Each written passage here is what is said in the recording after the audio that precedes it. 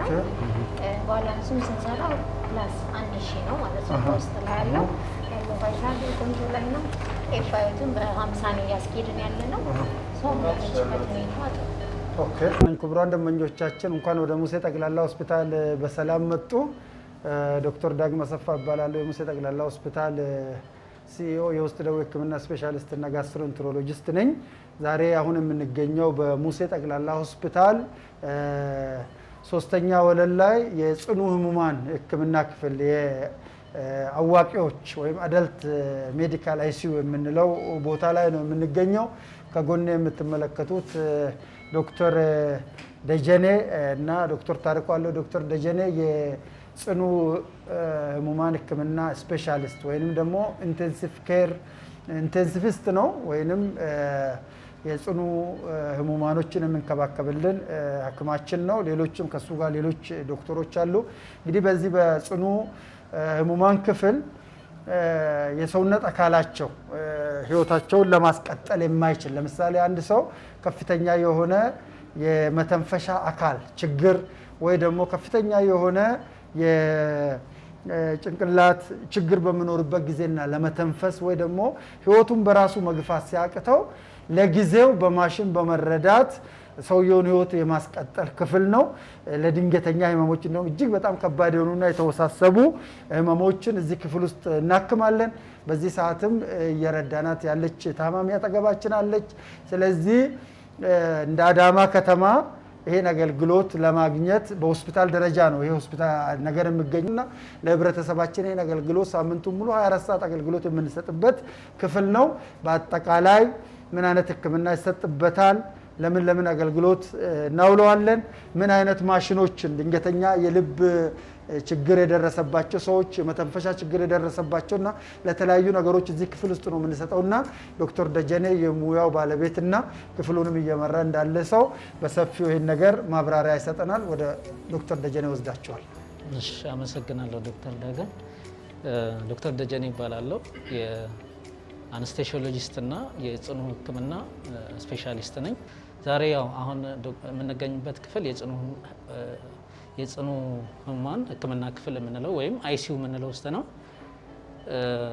ያው የተወሰነ ነገር የጽኑ ህክምና ክፍል ከሌሎች ዋርዶች ህክምናዎች በምንድን ነው የተለየ የሚሆነው የሚለውን አንዳንድ ነገር ለማለት ከእንትኑ ብንጀምር የሰው ኃይል አጠቃቀሙ ላይ ያው የራሱ ስፔሻሊስት ይፈልጋል። ላይክ በጽኑ ህክምና ክትትል ስፔሻሊስት የሆነ ይፈልጋል። እንዲሁም በሌሎቹም የሰው ኃይል ነርስ ለአንድ ታካሚ አንድና ከአንድ በላይ ነው። ነርስና ታካሚ ሬሽዮአቸው ሲታይ አንድ ነርስ ለአንድ ታካሚ ነው የሚሆነው። ሌላው ልዩ የሚያደርገው የተለያየ የሰውነት ክፍል ጉዳት ሲኖር ለምሳሌ አተነፋፈስ ችግር እንዳልነው ሲያጋጥም እገዛ የሚያደርግ ሜካኒካል ቬንቲሌተር የምንለው አርቲፊሻል ለመተንፈስ የሚጠቅም እሱም አለ። ከሱ በተጨማሪ መድኃኒቶች ኮንቲኒየስሊ ሳይቋረጥ የሚሰጥበት ክፍል ነው። ኢንፊውዥን ፓምፕ የምንለው ማለት ነው። እና ሌሎችም 24 ሰዓት ያልተቋረጠ ክትትል ይደረጋል። በተለያዩ የሰውነት ወሳኝ የሆኑ ነገሮችን እንደ ልብ ምት፣ የአተነፋፈስ፣ የኦክሲጅን መጠን እና ሌሎችንም በየሰዓቱ የሽንት መጠን እነዚህ ነገሮች ኮንቲኒየስሊ ለ24 ሰዓት ክትትል ይደረግበታል ማለት ነው። የጽኑ ህሙማን ክፍል ላይ ታካሚዎቻችን የአተነፋፈስ ችግር ሲያጋጥማቸው የምናደርገው የህክምና እርዳታ ደረጃ አለው።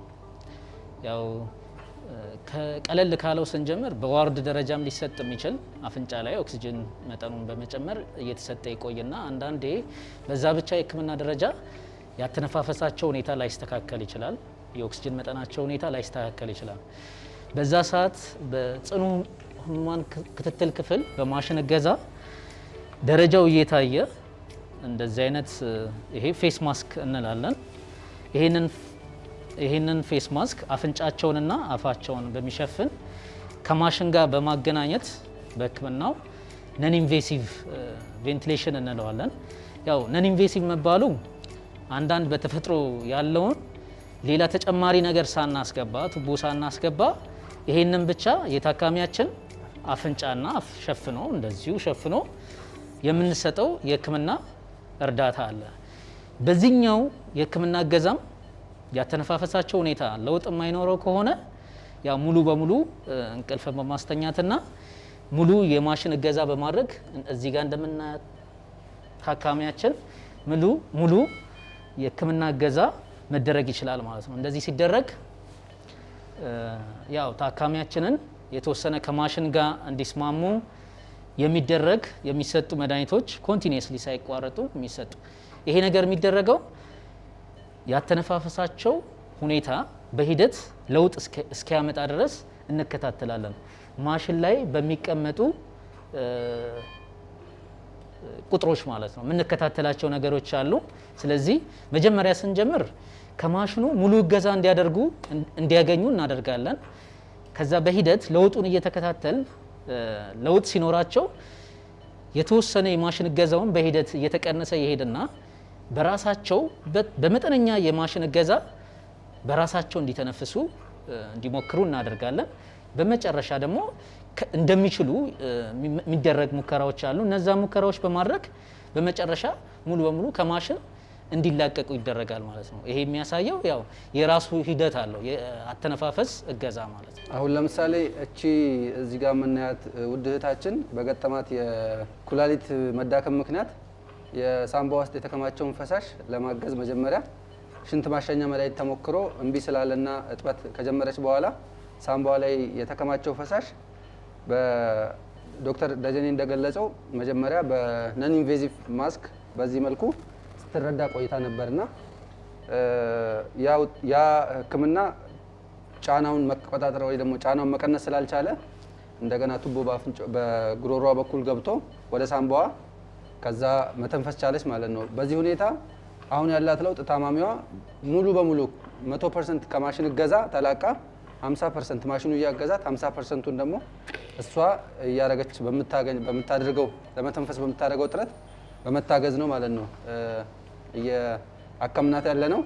በእርግጠኝነት እስከ ነገ ጠዋት ድረስ ሙሉ በሙሉ የሳምባዋ ሁኔታ ወደ ራሱ ሲመለስ ከዚህ ማሽን ትላቀቅና ወደ ኖርማል ኦክሲጂን የምትመለስበት ሁኔታ እንዳለ ነው ቁጥሮች የሚያሳዩ ማለት ነው። ስለዚህ በዚህ መልኩ ህሙማን እዚህ ክፍል ሲመጡ እንደ ደረጃቸው ከዝቅተኛው ተነስተው ወደ ከፍተኛው ካስፈለገ ወይ ደግሞ ከከፍተኛው ወደ ዝቅተኛው እንደ ሁኔታው ይኬድና ታማሚው ሲያገግም ወደ ዋርድ ወይ ደግሞ ወደ ኖርማል ህሙማን ተኝተው ወደሚታከሙበት ክፍል ይተላለፋሉ ማለት ነው። እዛም ክትትል ተደርጎላቸው የህክምናቸው ሁኔታ የሚፈቅድ ከሆነ ወደ ቤታቸው ይሸኛሉ ማለት ነው። ኩላሊታቸው ስራ ያቆመ ሬናል ፌለር የምንለው ታማሚዎች ሲመጡ አንዳንድ ጊዜ ምን ይከሰታል? ሳምባቸው ውስጥ ውሃ ይሞላል። ሳምባቸው ውስጥ ውሃ በሚሞላበት ጊዜ ለመተንፈስ እጅግ በጣም ይቸገራሉ። ለጊዜው በኩላሊት እጥበት ሳምባቸው ውስጥ የሞላን ውሃ እስክናወጣ ድረስ መተንፈስ ስለሚያቅታቸው ህይወታቸው ያልፋል ማለት ነው። ህይወታቸው እንዳልፍ ቀጥታ ምንድን ነው የምናደርገው? እኛ አሁን እዚህ ጋር እናመጣቸውና ማሽኑን እናደርግላቸዋለን። ከዛ በኋላ ሄደን ኩላሊታቸውን እናጥባለን ማለት ነው። አንዳንድ ከፍተኛ በኦፕሬሽን ላይም ችግር ሊገጥም ይችላል። ከዛ በኋላ ሰዎቹ እንዲያገግሙ ለተወሰነ ጊዜ ማሽን ላይ ሊቆዩ ይችላል።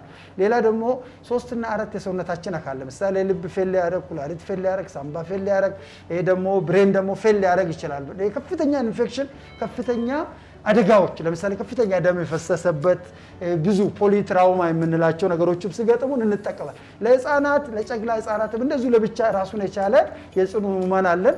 ለተላላቆቹም ደግሞ እንደዚሁ እንረዳለን ማለት። ስለዚህ ይህ ክፍል ህይወት አድን ነው። ታስታውሳላችሁ በኮሮና ዘመን እነዚህ ሰዎች በመተንፈሻ በጣም ሲጠቁ ነበር። ከፍተኛ የአየር መተንፈሻ አካላት ህክምና ለምሳሌ ከፍተኛ የሳምባ ምች የምንለው ወይም ሲቪየር ኒሞኒያ ሆስፒታል ውስጥም የመጣ ሊሆን ይችላል፣ ህብረተሰብ ውስጥም የመጣ ሊሆን ይችላል።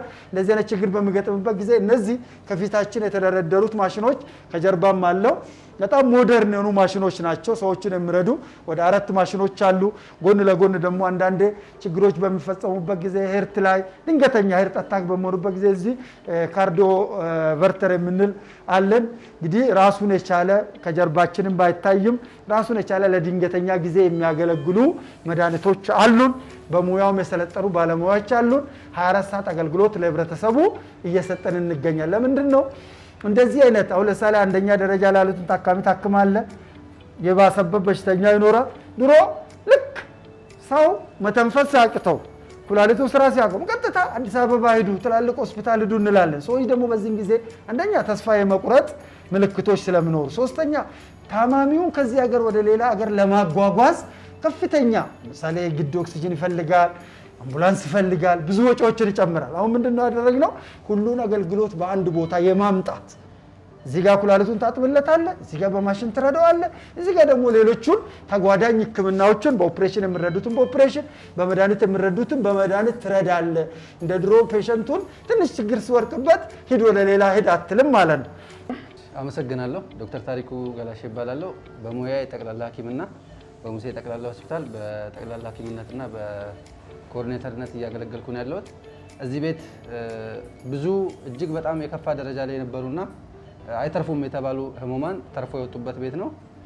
እኔ አስታውሳለሁ አንድ እናት ኩላሊታቸው ፌል አድርገው ዶክተር ቅድም ሲናገር እንደነበረው መተንፈስ አቅቷቸው በሌሊት ነው የመጡትና በዛ በሌሊት ጅብ በሚጮህበት ሰው ሁሉ በተኛበት ጸጥ ባለ ሌሊት እሳቸውም የሞት መላእክት በሚታገሏቸው ሰዓት የህክምና ቡድናችን ተረባርቦ እሳቸው ዛሬ ቆሞ እኛን ይመርቁናል ማለት ነውና ይሄ በጣም ትልቅ ሰክሰስ ስቶሪያችን ነው። ይሄንን ተሞክሮ እዚህ በዚች ከተማ ላይ መድገም መቻል እንደ ሙሴ ጠቅላላ ሆስፒታል እና እንደ አንድ ሐኪም እሱን እንደሚመሰክር ሐኪም በጣም ኩራት ይሰማኛል ማለት ነው።